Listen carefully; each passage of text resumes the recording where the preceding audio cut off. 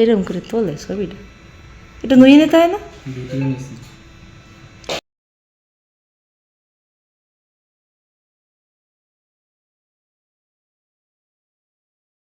করতেছে হয় কিছু এসিটা সাইডে দিমু গরম লাগে না না না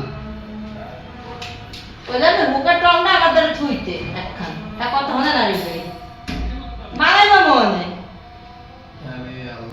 আমাদের কাছে বিকাল 3:30 নাগাদ একটা কল আসে যে হচ্ছে বরিশাল ডিআইজি অফিস যে রয়েছে সদর দপ্তর, সেখানে ডিআইজি স্যারের রুমে সাপ দেখা গিয়েছে।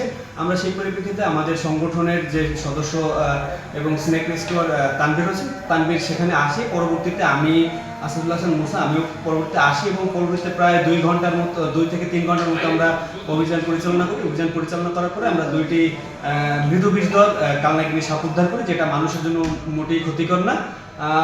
ধন্যবাদ জানাই প্রশাসনকে যে তারা সুন্দর একটা উদ্যোগ নিয়েছে সাপ দুটিকে বাঁচানোর জন্য। কৃতজ্ঞতা।